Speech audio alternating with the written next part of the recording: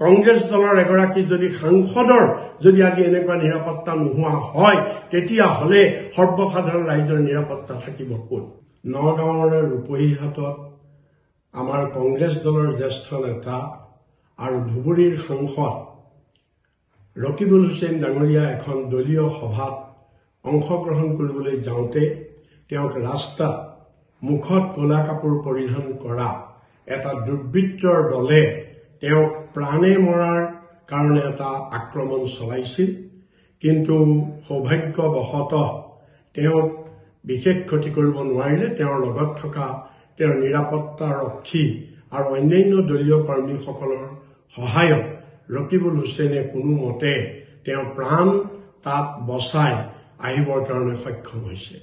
এই ঘটনা অসমৰ ৰাজনীতিত এটা অতি লোমহৰ্ষক ঘটনা বুলি ক'ব লাগিব আৰু নজিৰবিহীন ঘটনা বুলি ক'ব লাগিব।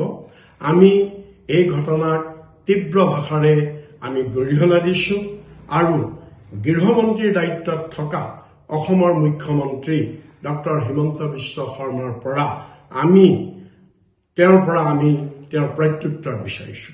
কিয়নো এই ঘটনাই উদঙাই দিছে আজি ৰকিবুল হুছেইনৰ ওপৰত এগৰাকী সাংসদৰ ওপৰত যি দুৰ্বৃত্তই আক্ৰমণ কৰিছে এই ঘটনাই উদঙাই দিছে যে বিজেপি চৰকাৰৰ স্বৰূপ যে আজি বিজেপি চৰকাৰ অহা ২৬ৰ বিধানসভা নিৰ্বাচনত অসমৰ ৰাইজে যে তেওঁলোকক বিদায় দিব এই কথাৰ উমান পাই আজি ডক্টৰ হিমন্ত বিশ্ব শৰ্মা চাৰিওফালৰ পৰা তেওঁ হতাশাগ্ৰস্ত হৈছে। শেহতীয়াভাৱে তেওঁ গৌৰৱ গগৈক বিভিন্ন ধৰণৰ ষড়যন্ত্ৰত লিপ্ত কৰি তেওঁৰ পত্নীৰ নাম টানি আনি তেওঁ এটা তাত বিতৰ্ক সৃষ্টি কৰি তাত এটা তেওঁ সন্ত্ৰাস সৃষ্টি কৰিছে।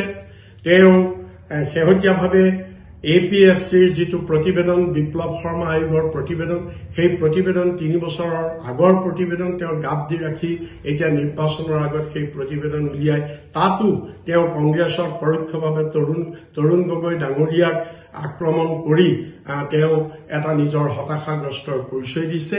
আৰু যোৱা সামগুৰি বিধানসভাত যি উপনিৰ্বাচন হৈছিলে আজিৰ পৰা কেইমাহমানৰ আগতে এই উপনিৰ্বাচনত প্ৰতিটো দিনেই যে ৰকিবুল হুছেইনৰ ওপৰত কংগ্ৰেছ দলৰ ওপৰত তাত বিভিন্ন ধৰণে আক্ৰমণ চলিছিল কিন্তু পুলিচ নিৰ্বিকাৰ ধৰণে আছিল, পুলিচে কোনো কাম কৰা নাছিল।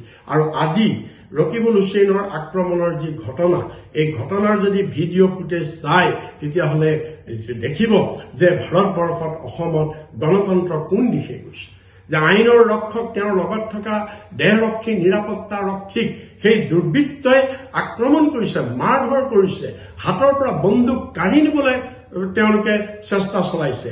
কিন্তু তৎসত্বেও পুলিচে আজিলৈকে কোনো ব্যৱস্থা কৰা নাই। আমি কংগ্ৰেছ দলে ৰকিবুল হুছেইনে বাৰম্বাৰ সামগুৰি নিৰ্বাচনৰ আগত আৰু সামগুৰি উপনিৰ্বাচনৰ পিছত বাৰম্বাৰ তেওঁ অসম চৰকাৰক তেওঁ আবেদন জনাইছে। আমি কৈছো যে তেওঁৰ জীৱনৰ প্ৰতি নিৰাপত্তা যে দুৰ্বৃত্তই আক্ৰমণ কৰাৰ কাৰণে তেওঁৰ জীৱনৰ প্ৰতি যিটো নিৰাপত্তা তেওঁৰ নিৰাপত্তা বৃদ্ধি কৰিব লাগে, কিন্তু আজিলৈকে বিজেপি চৰকাৰে তেওঁৰ নিৰাপত্তা বৃদ্ধি কৰা নাইকিয়া। ইয়াৰ কাৰণটোৱে হৈছে যে বিজেপি চৰকাৰ এতিয়া এনেধৰণৰ বিহাৰ উত্তৰ প্ৰদেশৰ যি এই ৰাজনীতি যি হত্যাৰ ৰাজনীতি ৰাজনৈতিক নেতাৰ হত্যাৰ ৰাজনীতি এই হত্যাৰ ৰাজনীতি আজি অসমত বিজেপি চৰকাৰে হিমন্ত বিশ্ব শৰ্মাই আজি আৰম্ভ কৰিব বিচাৰিছে, তাৰে আমি উমান পাইছো। আৰু সেইকাৰণে আমি দৃঢ়তাৰে আমি দাবী কৰিছো যে হিমন্ত বিশ্ব শৰ্মাই ইয়াৰ উত্তৰ দিব লাগিব অসমৰ ৰাইজক আৰু তেওঁৰ নিৰাপত্তা কটকটীয়া ব্যৱস্থা কৰিব লাগিব। আজি কংগ্ৰেছ দলৰ এগৰাকী যদি সাংসদৰ যদি আজি এনেকুৱা নিৰাপত্তা নোহোৱা হয় তেতিয়াহ'লে সৰ্বসাধাৰণ ৰাইজৰ নিৰাপত্তা থাকিব ক'ত?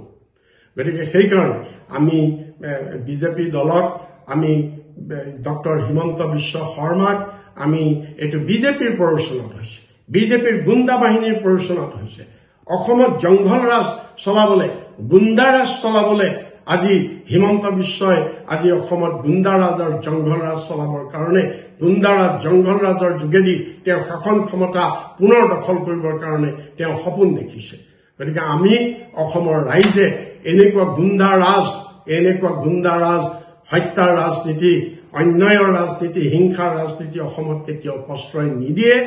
আৰু তাৰ কাৰণে আমি কংগ্ৰেছ দলে অসমৰ সমূহ ৰাইজক আমি আহ্বান জনাইছো যে এই এনেধৰণৰ গণতন্ত্ৰক আক্ৰমণ কৰা এনেধৰণৰ কাৰ্যৰ বিৰুদ্ধে সকলোৱে একেলগে মাত মাতিব লাগে।